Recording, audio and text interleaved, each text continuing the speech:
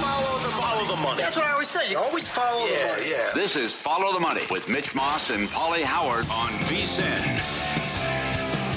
Here we go. It is Follow the Money on VSiN, the sports betting network. We're live in downtown Vegas from the Circa Resort Casino here on a 3-hour football Friday. Primarily college football, the playoffs, and also Week 16 of the National Football League. Great guest today, Pat Forde on college football coming up in 30 minutes. Mike Somich every Friday, best bets in the NFL. John Tulte, college football in 90 minutes, and Doug Kazarian, final hour of the program. He thinks there is a bet after last night's game that is free money, and we'll talk to him about that at that point. Okay, so let me just bring this up. And I have listened to zero radio and watched zero television since the game ended last night, other than Jonathan Von Tobel on Money Moves on my way in today. I don't know if anybody else has said this, whatever. But on the 2-point conversion, right, where I feel like they're duping America with this call. The players had no idea. The coaches, us fans, like, what? Get out of here. This is a prank. Stop it. So you're telling me that when this happens again, and I should probably believe that it will because we still have idiots in this league dropping the ball at the goal line. Hello, Arizona and Tennessee. So when this happens again on a backward pass and the whistle is blown and the play is, quote, not dead, when a defender from the opposing team picks it up and tries to take it back for a 2-point conversion or a touchdown, and a superstar quarterback decides to take off after him to tackle him, but the defender has a convoy and that quarterback gets smoked and knocked on his ass, which then the end result would be a brawl because his teammates would stick up for him. You're telling me there's going to be no flag? Then there's going to be no fines? There's going to be no suspensions? It's going to be legal play. That's 2 points the other way or touchdown the other way. Are you serious? Get out of here with this crap. What was that, Paul? Yeah, that's a bizarre and a tough way to decide a 1 seed. And the fact that Terry has to come in, the play's over. I heard a whistle. Warren Sharp heard a whistle. Other people heard a whistle. And just, 2-3 minutes later, it's okay. Well, it counts. He picked the ball up. And even that just to think that decided. And I know they blew it. I mean, the Seattle was 2% to win it with 9 minutes left. And it's only the 6th time ever that a team puts up those stats, plus 3 in the turnover battle, and they lose. And the special teams got them again. But that is just a horrible way to decide a 1 seed. And you just feel sick and dirty if you have Rams futures with how that was decided, where the up in the booth, next to Al Michaels, McCauley has to point it out and say, hey, this is going to be a successful 2-point conversion because everyone assumes the play's over, but one guy just happened to pick it up and grab it. Yeah, and he tweeted then after the game, let me make this perfectly clear, whether a whistle is blown or not is completely irrelevant. Who knows about this? Who knew before the play last night? What are you doing here to us? Yeah. Right? You know what I'm saying here? And everything that you just said is exactly accurate. I feel like a dead man walking today with my Rams futures. And I did have the Seahawks last night, and I bet them live a couple of times. I was hoping I would lose those bets. Because the 1 seed here, know what happens, by the way, if the Rams get surpassed by the 49ers? Mm-hmm. How far they get? So the 49ers can become the 1 seed if they are the 1 seed if they win out. I know. Michaels was all over that. That's incredible. And now you're really seeing steam for Shanahan, Coach of the Year, and also they could host the Super Bowl. I mean, this is set up beautifully for the 49ers. I still think they'll take a loss here at some point, but still how it's set up. And Seattle only $1.40 to win the division, and that's why the game was so huge. I hate this, where the winner of a bad division gets to host, and it's Minnesota-Detroit all over again, where the difference between a 1 and a 5, and maybe we get round 3 with these guys coming up. But it just feels dirty how it was decided. In any event, an incredible game. They go 3 for 3 on 2-point tries. It's again, McVay, they can't get a first down. And you're also, Seattle's playing the clock there. And you get in the special teams. They have blown all 4 games that they've lost. They've blown the game. Yep. The special teams got them in the Philly game. The special teams got them good in this one. Thicker kicker finally misses. You get the Shaheed return. He's not even touched. Nope. Again, it's only happened 6 times. You can't lose a game like that. Seattle was 40-1 in play with 7 minutes left, down 16. and they win the game, and the first time ever someone has a walk-off 2-point conversion to win it in overtime. By the way, very important landing spot, and I really hope people were not, and I know Derek Stevens came on after us in primetime last night. They took several seven-figure bets on Seattle. And I hope people were not laying 1.5 or 2. I hope they were betting at that point Seattle on the money line. Yeah. Because the landing spots for a game to come out and be at 1 when it's right around that, the entire time this week, various books, Rams -1, 1.5, switching over to Seattle the other way. You could not lay 1.5 or 2 with Seattle last night if you were late to the party. Yep. I hope you didn't anyway. Yep. I reached out to a couple people. It was a horrible landing spot for a couple books. Small loser at the Westgate, and then not so much here with the result on the game. It's bad for Seattle futures as Circa gets hurt by Seattle division, NFC, and Super Bowl. So when I'm watching that game last night, I'm thinking, I'm actually having the conversation with JVT. Who's going to slow down that version of the Rams offense? And that's the version we've gotten almost pretty much the entire year. And McVay came out with a game plan against the best rush defense, EPA-wise, in the entire league and said, don't care what the numbers say. You guys aren't going to slow us down. Here comes Kyron Williams right up the gut. Yep. And we're going to get 6-8 yards a pop. Good luck. And they were destroying Seattle. And Darnold looked lost again. Couple of INTs. Awful job by him again last night. And with no Devontae Adams, Stafford cooked to the tune of 457 yards. Like, who's beating that team? The answer, themselves. That's it. Only team that can beat them. Yep. They're a machine. They should be undefeated. What's happened to this defense? I don't know. It's a great question. You saw how Goff cut them up? What happened in the second half against Philadelphia? What happened here against Darnold? As much as we made about the special teams, you can't give up a 16-point lead defensively. You got to stop Sam Darnold here. You got to stop something. You can't score 37 on the road when you're playing for the 1 seed and lose the game. Absolutely not. That's terrible. Completely unacceptable. Yeah. So now they're kind of up against it. They can still be the 1 seed, but they need a lot of help at this point. And it's unreal that it's going to come down to this potentially with now Seattle and San Francisco playing in the final week, right? And by the way, Seattle is probably going to be in a tough spot when they go on the road and take on Carolina in Week 17. And everything now, the Matthew Stafford MVP numbers during the game when it was a blowout, he got as high as, that I saw, minus 1,400. So you're telling me after 457 yards, 3 touchdowns, and he didn't play a lick of defense or special teams, and that's why they lost, he came back to minus $2? Like, he should be, again, I will say this, and this is from somebody who has Drake May on a big ticket. Matthew Stafford should be unanimous again. Minus $2 should be minus 1,000 right now. Fair enough. Right. They are bizarre markets. Yeah. And the fact that, are you going to get the MVP and the Offensive Player of the Year from a 5 seed? That I can't see. And you see the move from Puka from 16-1 down to 2-1, yet JSN has 100 yards and a touchdown, and they win the game.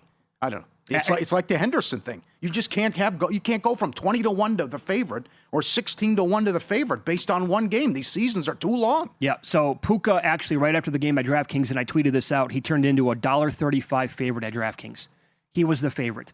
Now this is probably how it's going to shake out because they have a very easy schedule. The last 2 games, bad defenses. Puka is probably going to lead the league in receptions and yards.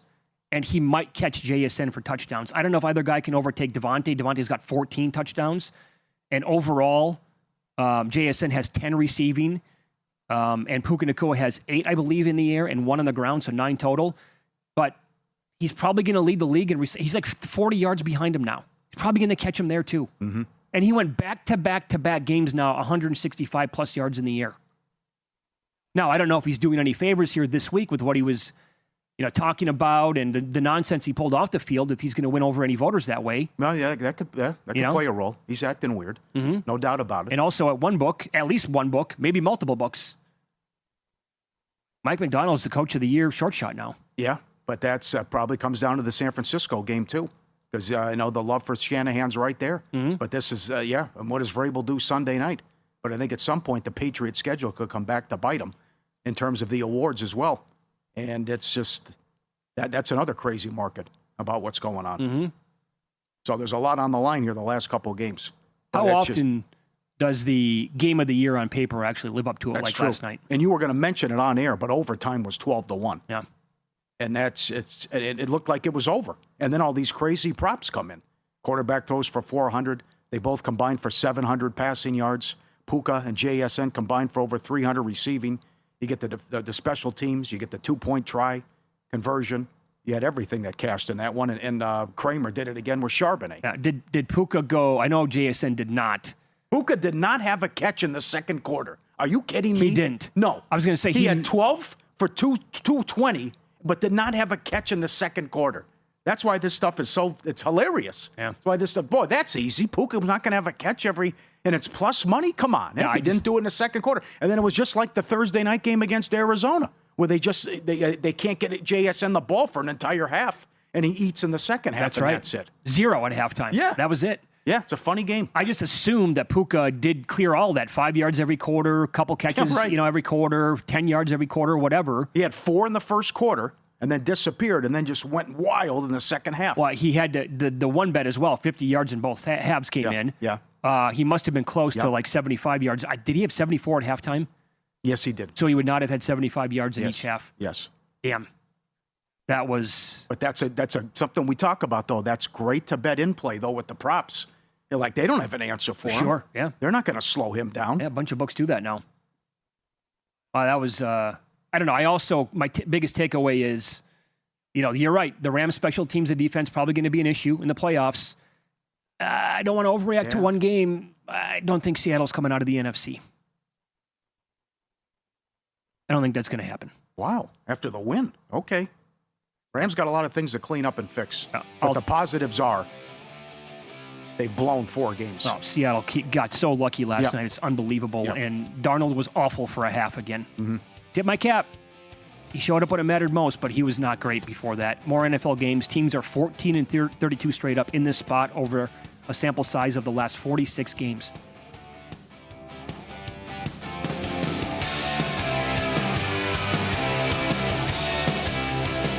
So you're listening to this podcast because you want an edge. But what if I told you you're only halfway there? You've got the mindset. Now it's time to get the toolkit to match. Here's the thing. Pro bettors spend thousands on data and tools, but what they don't want you to know is you can get the same edge for a fraction of the cost with VSiN Pro. With VSiN Pro, you get access to expert picks, public betting data, prop projections, powerful tools, analytics, and more. Tap the link in the description and see why thousands of bettors are already using VSiN Pro to cash more bets.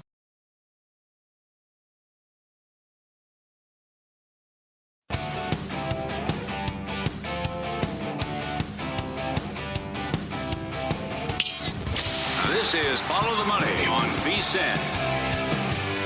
There's also this from last night. I did sit Matthew Stafford in my one fantasy league. That was a fun result. He had 49 points. That's why I'm so pissed off. We were promised weather, and it was all these guys. I mean, it's a guessing game. We know it. But a 4-point move on the total, and it's nothing. It rained for like 5 minutes. Yeah. That's it, and there was hardly any wind. I'm never going to get duped. I made this it was Bart Simpson writing chalk on the board last night. I'm never going to get duped by the Seattle weather ever again for an NFL game. Again, like 15 years ago, whatever it was, they're playing a Monday night game, 100% chance of rain. Like, this is going to look not a drop the entire time. And then yesterday, the winds, the rain, watch, and then it just cleared up. Arash Markazi comes on live from Seattle. Guys, perfect. I know. I might as well be in L.A. right now. Nothing, yes. Okay. We do have 2 games this weekend as well. Tomorrow's schedule is on fire. Say what you want about the NFL with these games going up against the college football spots that we have, but Eagles are taking on the Commanders. Packers are at the Bears. And I do have a bet on the Bears. I took them at plus 1.5 earlier in the week, Paul. They have moved to a 2-point favorite at some books here in town.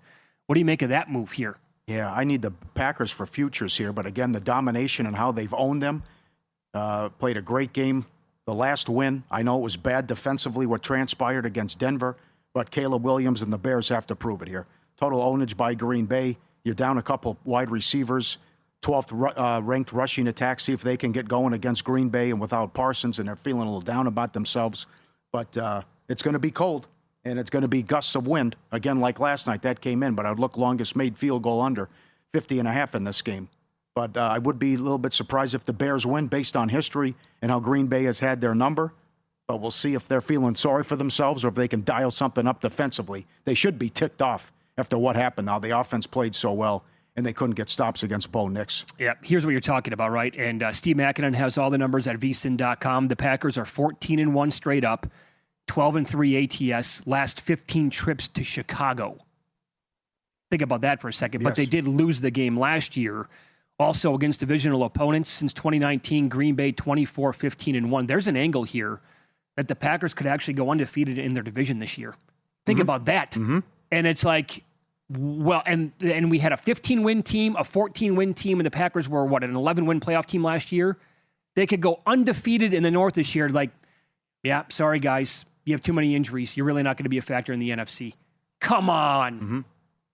That stinks. But I also took a little bit more Ben Johnson, 14-1 coach of the year. He drifted way out there last night after what took place with Mike McDonald. They win this game. Right. They win that division. They get San Francisco on that Sunday night. That might be a loser leaves town match again. Yeah, absolutely. Yep. The first game, and we can finally put this to bed, it's a hat and T-shirt game for the Eagles. If they win, then that streak comes to an end. You haven't had a repeat champ in the division since 2004. Eagles won it 2001 through 2004, up to 7 now against Washington. Hard to see Washington getting stops in this game. We'll see if Mariota can get anything going on the ground with his feet, or also what the Washington can do with the rushing attack. But the positives last week were they got Barkley going the last couple of games, and you would think they should be able to move the ball offensively and get points against a bad Washington defense that's had all kinds of issues other than that nice performance Sunday night against Denver. Shout out to the fellas on the Sports Gambling Podcast. By the way, their show tonight, the Friday edition, is at 10 o'clock Eastern, 7 o'clock Pacific right here on the network. I was listening to their podcast earlier, and they were talking nothing but, obviously bets and props that they like for this week. And Ryan Kramer put me on this one. Marcus Mariota's rushing attempts. He's had 10, 2 out of the last 3 games. He had 10 against Denver for 55 yards, a game that they almost won. The Giants game last week, he had 10 for 43 in a game they did win in control. The game against Minnesota, well, they were blasted from the onset of that game. So he only had 2 carries. Yep. You figure if they can actually maybe hang into this game, if it turns into a blowout, might not happen. But his rushing attempts prop is 7.5 over his plus money. That's part of his game. It's who he is. It's what he does. That's not a bad angle. I don't mind that one. Yeah. And then we both have bets on, this is one of the marquee games of the entire day. We both have bets on the Broncos -3. Again, the number here, Jacksonville's been on fire. Again, all you can do is tip your cap. Defense has been awesome. They're turning teams over left and right. Lawrence played the game of his career last week. Also some weak competition here lately. Now it's circa 3.5. And he's got to go up against this awesome defense here in Denver. And I think it's going to come back to earth for him a little bit. And this number to me should have been around 4. And that's why I took Denver -3. Yeah, plus the Jets angle's funny too. But you can laugh, it works. 1-12 ATS. I know. So during the winning streak, they're thumping teams, and they're averaging 33 a game last 7.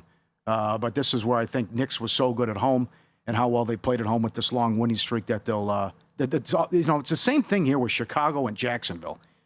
You can say they're good, but you also have to realize the luck factor, because Chicago's +20 in the turnover differential, and Jacksonville's +10. But in takeaways, Chicago has 30. And Jacksonville has 26. That's wild. Is this going to continue every single game? I mean, to me, you can't bank on this, and at some point, it's going to go the other way. Yeah. So 30 takeaways and 26 takeaways. So you're turning people over. But now, as you get to take out good teams, you see Love, you see Bo Nix. I don't think you can count on this, and it's not going to happen. And then you're going to have to make more plays on offense, and then that's where I think you're going to lose. There's also this. So the Jags obviously did not play to their level of competition last week against the Jets. They blew them out. But they had been doing that a little bit recently. And again, a great nugget here from Steve Mackinnon on the website. NFL teams that won their last 4 games outright while outscoring opponents by fewer than 30 points total in that span. 67-15 straight up and 52-28 and 2 ATS. Next game win favored. I flipped that. That's actually on Denver. And that's what Denver has done, down to their level of competition for the most part. And so the next game in this spot historically says it's a win, and 65% of the time it's been a cover here for the home favorite, and that would be Denver. The Sunday night game, huge implications here. Baltimore's been good in prime time. Especially if Detroit wins. And it also helps out the Ravens big time. You're right. Yeah, yep. Baltimore, 29-15 straight up, 26-17 and 1 ATS last 44 Thursday, Sunday, Monday night. While the Thanksgiving night did not go well for them, and the Monday night game earlier this year against Detroit also did not go well. What do you make here? Well, you got injuries with New England, and this is this stat that's incredible with Lamar Jackson. Weeks 15 through 18, he's 16-0 straight up.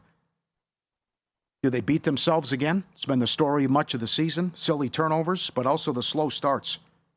12-2 to their under first half team total. Too much talent, too many playmakers to have that stat, and Monken has to do a better job. I would try to establish Henry early and see if they can have success through the air.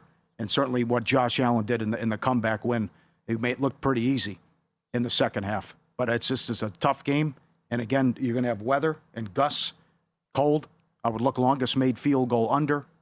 But it goes back to, if I still think Baltimore is going to be a force here and can have a deep run come January if they get in and they don't beat themselves, which they always have these poor performances or a silly turnover like the Cincinnati game, the Pittsburgh game, and you walk away saying this team's so talented. How is this their record, and how are they going to miss the playoffs potentially? Now, if Travion Henderson is the lead back here for the Patriots. Well, that's fingers crossed. In this game. You're right. Yep, you're right. Is he going to go off against this team? I mean, he's got the talent. We saw that run last week against Buffalo, and Buffalo's run defense has been terrible, but he's going to go right. No, cuts it back left, and then we'll see you later. Here come the afterburners. Nobody's going to catch me. So, very elusive, awesome running back overall. But against the Ravens defense, they've been playing better football here after they got guys back and a little bit healthier. I want to know what kind of game he's going to have. I would say 70 yards and a touchdown, and then you watch what happens in the Tampa Bay game. If those two guys cancel each other out, then I would say he stays the favorite. Unless Shuck goes for 300 and it could happen to a couple touchdowns. Right. Then how much does he move? Which he figures to move the ball against this atrocious Jets defense. But I still think 70 yards and a touchdown is a good game, and he should win the award. The Opta AI stats that you can get, go to vsin.com/NFL props. DraftKings number on him right now, 56.5. Opta AI have him going for about 40. They have him going for about 45 yards in the game, so under his rushing prop total in that one. And I will pay off the tease here. Sunday night football teams coming off of a loss, not ready for big time prime time, as they have gone 14-32 straight up, 16-30 ATS last 46. That'd be New England. Off a loss, playing Sunday night. Also, as a dog post Tom Brady, 2021, 19-28-2 ATS. They had a lot of bad quarterback play there. And some sketchy coaching as well for a few years before they kind of figured it out here recently. We're here on Christmas. Holidays may slow down, everyone else down, but not VSiN. While you're celebrating, traveling, or taking a rare day off, we'll be live all Christmas Day. Wall-to-wall betting coverage, triple header in the NFL, 5 games in the NBA. It starts with VSiN by the books, followed by a numbers game and a special edition of Live Bet Christmas to get you through the early action. In the afternoon and evening, follow the money, VSiN prime time, and cashing out. Bowl season, NFL action, NBA holiday slate. VSiN is your home for holiday betting coverage. Everyone's going to do a great job on Christmas. Keep it here. Keep it locked. You have a bet on Alabama tonight in the bowl game that starts at 8 o'clock Eastern time. I would think it could be an ugly game. How about the fact you could tease the game down to 33 with the total? How about that? Or would you want to go the other way? We'll talk to Pat Forde. He does a great job covering this sport. We'll get his thoughts, who he likes in that game, and the other 3 games in the first round tomorrow here on Follow the Money. It's VSiN, the Sports Betting Network.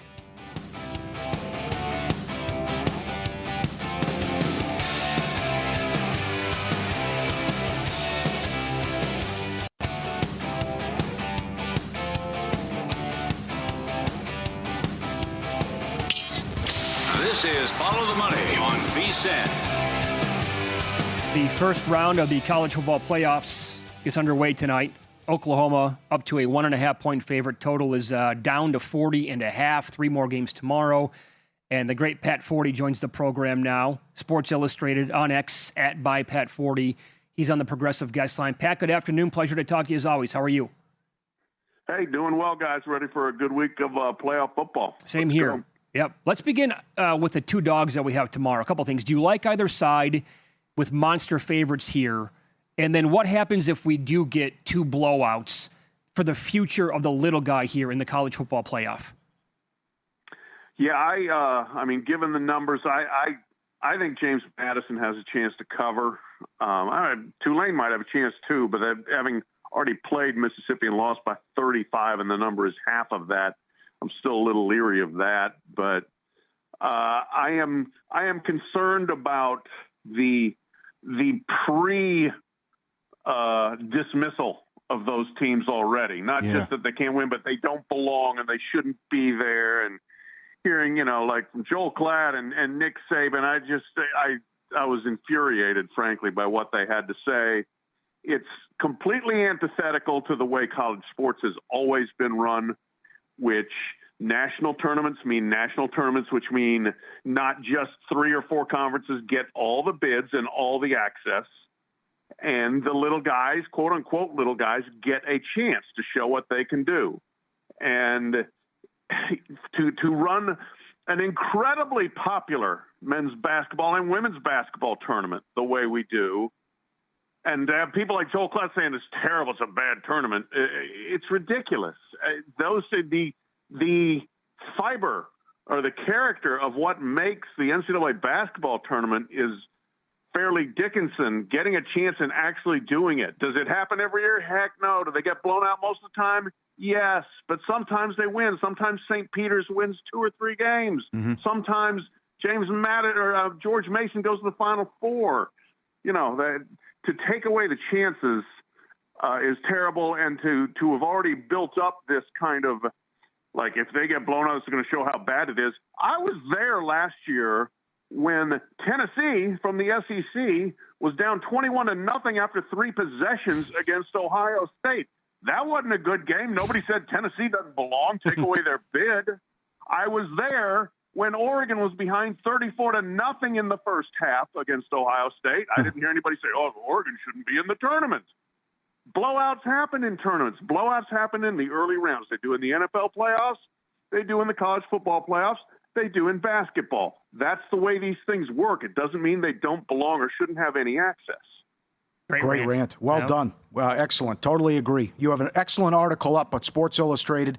You can check it out, everyone, and you tweeted it out as well. Who's under the most pressure? So even though your rant's spot on, there's pressure on a group of 5. I was surprised you have DeBoer number 2 on your ranking. But how big is this for DeBoer, especially if it isn't pretty tonight? Yeah, I think there's definitely pressure on him. I mean, again, part of it is just the timing of being the Alabama coach after Nick Saban. But still, he is 19-7, I believe, right now as the Alabama coach. That's not great. And you lost your last game by 3 touchdowns, and the committee basically did you a favor by letting you in the tournament at this point. You better show up. You better show up and play well, and there's going to be fans that want you out if you lose this game, and it's a second straight loss. And there's this Michigan thing still hanging out there. He has said he's not leaving. Let's see what happens when the season is over. If Michigan is still open, and if they lose tonight, there's going to be a whole new round of questions for him tonight and tomorrow. Do you really want to be the Alabama coach, or do you have designs on Michigan? Because I am not fully convinced yet that is a dead storyline. So a lot of pressure on Alabama, I think, tonight. Excellent. Your number 1 guy was Pete Golding, and you're going to the game tomorrow, and you're going to find out actually how much they hate Kiffin. But what do you think of this? Hey, this is the biggest game in the history of the program. What if they're not impressive, or God forbid they lose the game? Is that why you have him at number 1? Yeah, absolutely. I mean, look, they could have kept Lane Kiffin to coach that game. Lane Kiffin wanted to coach it. Now, the way he handled himself, I think it's become more clear why, they told him to hit the road. But he did want to coach it, and you could have had your coach, and you said, no, get out of here. We're fine with our guy Pete over here, who's never been a head coach, and we're going to put him in charge. And not just as an interim coach, we're going to make him the permanent head coach of a good SEC school, when nobody was like dying to hire Pete Golding in the SEC as a head coach. And all of a sudden they're not just doing it, they're doing it full time. So a lot of pressure, I think, on Pete. You've got to win this game. You've got to be able to put the Lane Kiffin drama behind and say, you know what, we're still a viable program without Lane. Let's follow the money here on VSiN, the Sports Betting Network. Our guest, Pat Forde, he's on the Progressive Guest Line. Sports Illustrated on X @by Pat Forde. What do you make of the flip of favorites in this game tonight in Norman? Alabama was sitting there at about 1.5 point favorite for a good solid week, and since then, Pat, Oklahoma's turned into a 1 or 1.5 point favorite in this game. Interesting. I mean, it's a true toss-up. I think it is interesting that Oklahoma won in Tuscaloosa and was an underdog, and it wasn't that long ago. but I think that goes to it was an unusual game, right? I mean, Alabama dramatically outgained them. There was just a few key plays that went Oklahoma's way. Neither team finished the season very impressively, I didn't think. So you're looking at two offenses that I think are going to struggle, especially running the ball. Which quarterback can make some plays? And look, John Mateer does a lot with his legs, but his passing has not been good, especially as the season's gone on. And maybe the thumb injury just never healed properly because he didn't give it time. But I think Ty Simpson his season has not been what it started out to be.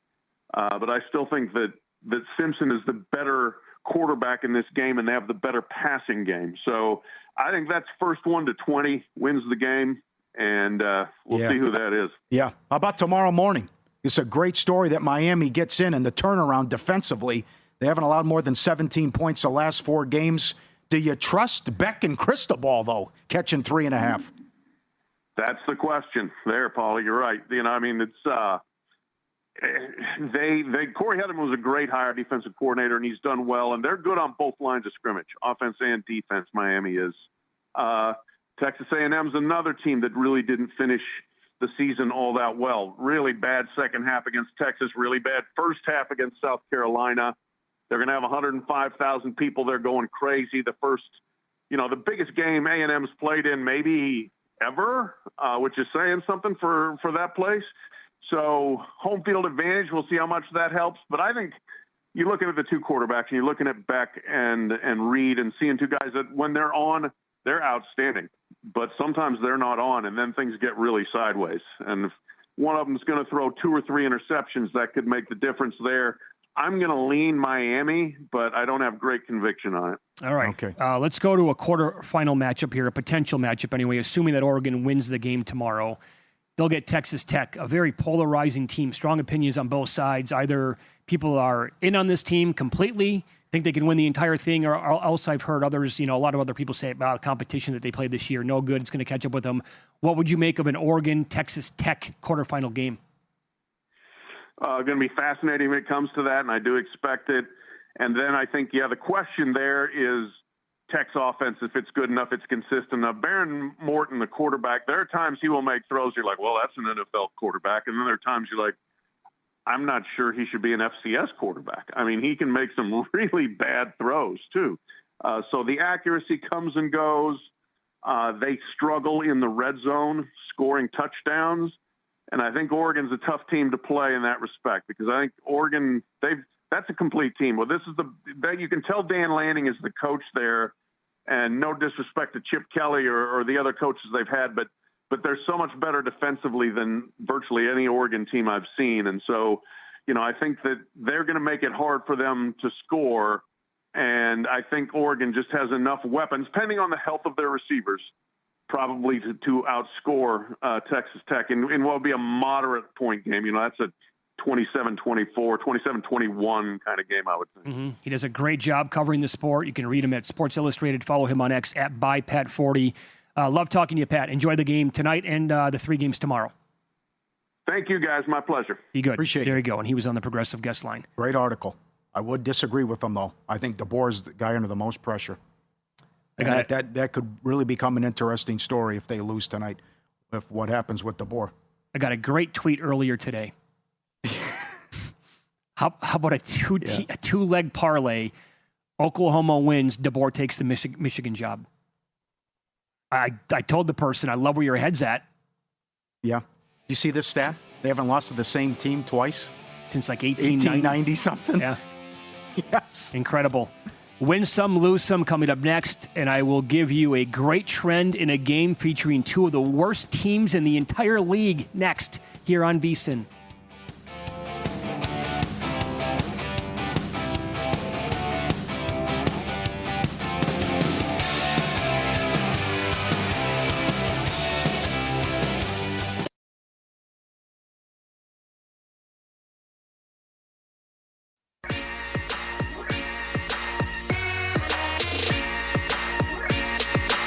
Win Some, Lose Some is sponsored by the Sharp Plays. Were you a winner last night? Wow, winning. Or was it a rough one? Well, they can't all be winners, can they? Loser! You're a loser! Pauly Howard recaps the night in sports betting in Win Some, Lose Some. Overtime cash is 12-1. 2-point conversion 3-1.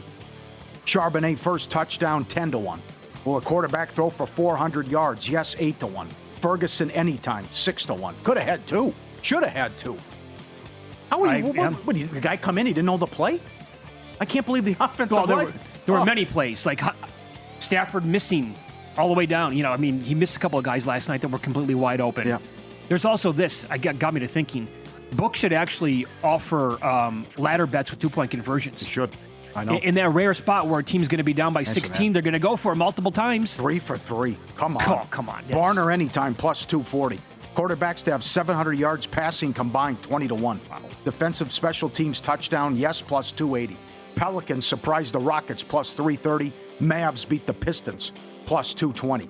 Subscribe, be part of the team, vsin.com, our radio and podcast friends. You always want to see these tweets and videos at Pauly Does Vegas on Instagram. You guys have been great the last couple months sending this in. Phenomenal job. This is a cane corso, I believe. Come, you know, we had the French bull, the bulldog who likes to attack the garbage cans. This guy's going after the inflatable snowmen in the yard. And he's a cane corso going to do some damage. He grabs it and he just takes it. And he takes it down the street. That thing's huge. Runs right into it, grabs it, takes it. All right, that's my new toy. Off I go. Yeah, that's a fun conversation with your neighbor. Yeah, no kidding. You can have it. I just say you can have it. Go ahead. Hey, you know that 9-foot snowman you have outside? Yeah, that's no longer there. Yeah. I mean, that's a tank coming at you. And he just takes the snowman and off he goes. Forget about it. And this is also not good. You knew how this was going to end. This wasn't going to go well. She knew it. This is on Instagram. As soon as she put it up, I said, this tree won't last a day. As the dogs keep taking the ornaments, and every couple minutes they're finding more. I grab this one, I take it, peekaboo, hide and seek, right? Takes it. What are you doing? You can't take the ornaments off the tree. What's ripped wrong off with the you? ornament. Yeah, sure. That's right. They're just grabbing left and right, and it's a game between the two, and going right up and taking the ornaments. Piece of cake. Yeah, that wasn't. Oh man, just making a mess. Can't get enough of the ornaments. Lose some. The under last night, 46.5 down to 42. Never had a chance. No. What bad weather. Come on, right? I feel like the Rams should have been up by at least 2 scores in that first half. Yeah, fair enough. And a bad beat that happened earlier today in a bowl game. Western Michigan, Kennesaw State, if you played over 47.5, fell 47. 2 missed extra points. Nothing in the last 19 minutes of the game. 0. Western Michigan had 27 in the first quarter. Yeah. As Pat Forde tweeted, I don't think Kennesaw State practiced after the Conference USA title game. And the line was 3.5? Yeah, that was easy. Wow. Yeah, I know. Sometimes you get those no-shows. Yeah. For the line move, sharp plays already there. They don't just follow the market. They help shape it. Advanced AI plays, powered by Advanced AI, and the plays are up 50 units, connected to proven insider sources, active across all sports. And we'll talk about it. He'll be active tonight in the fight. Sharp plays delivers the edge serious bettors rely on. Free reports, real-time alerts, market-moving insight straight to your inbox or X-feed. Since 2011, they've backed it up with documented results, public logs, and transparent receipts. SharpPlays.com. Trusted by pros, monitored by the books. Jeff and the crew been at it since 2011. Stay ahead of the line. SharpPlays.com. You know, there is a, quote, big boxing match tonight in Miami. Anthony Joshua against Jake Paul. Joshua now is back up to about a $14 favorite here. And on the take back, Jake Paul is 8-1. I talked to a couple of books earlier today. Mike Palm here at Circa. Paul, they've had more people booking booths here at the sports book, and maybe they even applies for Stadium Swim, I don't know, for the fight than Oklahoma, Alabama. Jeff Sherman at the Westgate said, picking up today, nowhere close to Paul Tyson or Mayweather-McGregor. Mayweather-McGregor is going to be all-timer, I think. But they did take some sharp support at minus 1,000 on Joshua. You want to be on the right side of the fix? Don't fight corruption. Get on the right side of it. Uh-huh. You shouldn't. How about over 2.5 rounds, $1.55? Okay. You don't want to think they put on a show for him, or Why at least not? it's right? This is Paul. From what I understand, this is Paul's production company, and he's whatever he's worth now, not billions, but tons of millions of dollars here. Joshua's making a boatload of money because of him. Well, yeah, it shouldn't be close, right? Shouldn't be in theory. Strange stuff happens in boxing. There's always shenanigans. Yep. Either fighter to be knocked down in rounds 1 through 3 is minus $5 at DraftKings. Wow. That's surprising. Okay, I just think remember, we were all so disappointed and disgusted by the Tyson fight. Maybe they just play patty cake for 25 minutes. I know. We're going to get into this Alabama-Oklahoma game in a minute. There's a big difference between these two offenses right now, but let me pay off the teaser real quick. I said there was a great trend in a game featuring two of the worst teams in the NFL. It's Jets-Saints. Mm-hmm. In NFL post-Thanksgiving Day games where there is only a one-win difference between the opponents, and odds makers have installed the team with the better record as a favorite at 3 points or more, which the Saints are, up to 6.5 now. That favored team is 74-18 straight up and 66% ATS since 2017. Now, am I telling you to run out and bet the Saints right now because of that trend? No, specifically because it moved 2 points. What do you have in pocket? 4.5? Yeah. But I think that this is going to be, all signs are pointing towards another really good game here for rookie quarterback Tyler Shuck. 9-1 underrun for the Saints. 0-12-2 first quarter money line. 2-12 ATS first quarter. Jets, no interceptions. Yep. Does it come to an end? They have tied the record here, and set the record rather. And then the record is the 2018 Niners only had 2 picks the whole season. Jets still looking for their first one. Incredible. Doesn't matter who they play at quarterback. Doesn't matter who they have a coach. It's been an abomination. Against non-conference teams since 2015, Jets are 14-32 ATS. That's 30%. Also, how about the road record as a dog? Since 2016, they're 12-51 straight up and 21-40 ATS. Every which way you slice it here, the numbers are going to be terrible on this team. Are you surprised Oklahoma's now favored? I know it's been ugly for Alabama. And they were lucky to beat Auburn and how bad they played in the SEC title game. They haven't played a good game since the Tennessee game in mid-October. But how, unless there's turnovers or a big play, how does Oklahoma score? Needed 2 broken coverages to beat LSU at home in a game they had to have 17-13. Mm-hmm. Beat Missouri 17-6. They were losing late in the second half, had an 85-yard touchdown on a slant. The Bama game, they were outgained 2-1. Bama had 3 turnovers. They did play well against Tennessee, 33-27. Mateer hasn't been the same since the injury. It's a great story. They were plus money to go over 8.5 wins. A big price to make the playoff. But this offense has been absolutely horrendous. And just to show you here with this tweet about look at these scoring drives going back here with Oklahoma. They must have a big play or take the ball away, or they're not going to do anything offensively. 5-play drive, 7-play drive, 4-play drive. It's great. If Alabama doesn't turn it over, they should win this game. Right. This is a great tweet from Clint Lamb, who points out that, to detail exactly what you're talking about here, Pauly, Oklahoma, and he's got like the last 10 scoring drives for Oklahoma in their last 3 SEC games, 9 scoring drives for Bama, last 3 games as well. Like, for example, Oklahoma, 42-yard punt return to the Bama 30, 5 plays, 23 yards field goal. Fumble return, 2 plays, 31 yards touchdown. Everything was set up by the defense or the special teams. Meanwhile, Alabama's scoring drives are 6 plays, 64 yards, 15 plays, 75 yards, 9 plays, 91 yards, all resulting in touchdowns other than one, which was a field goal. I thought Oklahoma was going to take money in this game, and I pondered betting them plus a point or point and a half the entire time. But now that they're favored, I don't want anything to do with them, to be honest. And in fact, you're not supposed to do this with college games, but it's a super low total. Mm-hmm. There are a bunch of books right now with Oklahoma at minus 1.5. I do not hate the idea of Bama plus 7.5 on a teaser. And I know other people will hear that and scoff and say, oh, you're never supposed to tease a college game. Okay, but this is also a playoff game here where loser's dead, winner advances. So it's not like a typical bowl game, obviously. And you give me more than, is Oklahoma going to blow them out tonight? Yeah. I'm not so sure they can do that. They got the best kicker in college football and maybe the second best kicker in the world behind Aubrey, Tate Sandell. Made all of his extra points and was 23 of, this is unheard of, 23 of 24 on field goals. Won the Lou Groza Award. For a college kid? Yeah. And he'll play in the NFL. So Oklahoma can put those 3 points in their back pocket anytime they want. And the kid's got a big leg, too. So that could decide it. But we all watched the first game. I know. I mean, it was total domination. It was. But it was just 3 silly turnovers, and this is why Oklahoma got in and made the playoff. Yeah. This is from our buddy Andrew on the Fight Tonight. I've been a boxing fan my entire life. If Joshua doesn't knock his head off, it's literally complete WWE, and I'll never watch a sport ever again. Yeah. I think that's the way a lot of people feel about it. Yeah. Does he quote carry him though? I agree with that. But does he just say, let's at least give him a show and go 4 rounds? Right, sure. We'll get best bets in the NFL this week. Sides, totals, ladders, anytime touchdowns. Mike Somich on the program coming up on Follow the Money. It's VSiN, the Sports Betting Network.